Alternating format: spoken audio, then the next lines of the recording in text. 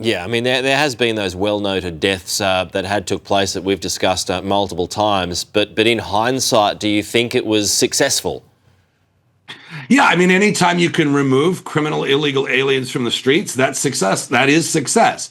Are there more out there? Yeah, I think this is a battle that's always fought and always has to be done, but is never truly completed. They will move on to other jurisdictions and other cities now, especially in purple and more red states where local authorities actually help them and actually turn over the illegal aliens while they're in jail. So it doesn't require such an enormous footprint. The Minnesota authorities, they wanted a big show. They wanted a big, to make something huge out of it politically, partially to divert attention from the massive fraud that has happened in Minnesota. But now numbers are going to come down and the focus will return to that. And that continues today, too, by the way. The story, reactions to that in Washington, that massive fraud that you're talking about.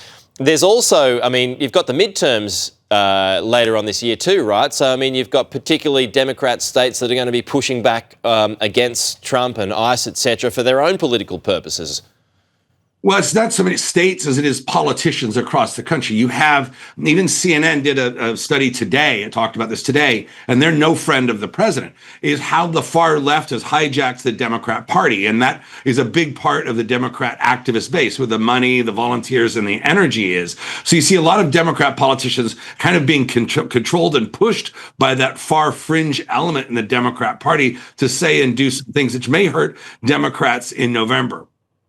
Where do you think this program heads next? I mean, you just sort of hinted that earlier. Where does it head next?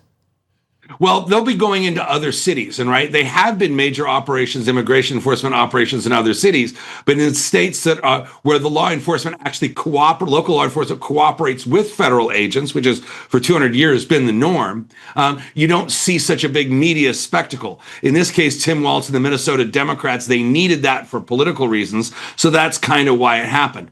Now, on an ongoing basis, there will be focused, targeted big operations, but there will still be ICE operations in Minneapolis. There's still an ICE office there. It will still happen. It will happen in a more low key way, especially since Tim Walz, the governor of Minnesota, and Ellison, the attorney general, there did capitulate to the Trump administration in saying that they would turn over criminal illegal aliens inside the jails, which is far safer for everybody. Less manpower. It's in a controlled environment, and it's safer for the public. How do you see the midterms going, John, at this stage? Well, I'll tell you what, I come on here, obviously I'm a Republican strategist, but I try to call it right down the middle. So I will wager this, that what is going to decide the midterms is two things: the economy and how well that performs, although the signs for Republicans are promising in that, but it needs to get a lot better, and it will in 9 months. The next thing, there'll be some event. There'll be some black swan thing that happens between now and November that we don't know about yet that is really going to shape it. The one thing we've learned in American politics in the last 10 years is that it's really difficult to prognosticate 8 or 9 months out. So it's the economy is going to be the background, and there'll be something else that happens between now and then that's really going to determine it. But we'll look back on February and November and realize that now we really didn't understand the battlefield in which the midterm elections will be fought. Usually, at the end of a second term, if things don't go well in the midterms, you're getting into lame duck territory. That would usually apply, but Donald Trump, as we know, is a different political animal. Will it apply to him? Well, it depends on how the midterms go, right? So there's unless one party, the Republicans, gain a lot of seats, right, and then have a larger majority, and this could happen. I don't think it's the most likely possibility right now, but it could happen. Then it's easier to govern and push through legislation. But no matter which party's in charge, when they have a very small majority of only 2 or 3 seats, you always get some members that are going to be difficult and try to hold the whole thing hostage. And the Democrats had that problem, and the Republicans having that problem to a degree too. And that's just the nature when you have 1 or 2 members that decide they want this, that, or the other thing and can gum up the whole works. Yeah.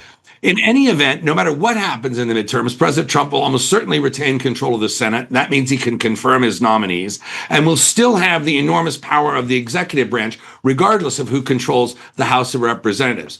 But it's a long 9 months, and it's going to be fun to see, interesting to see how this all turns out and how current intervening events affect the midterms. That's good stuff. As always, John Jordan, thank you so much.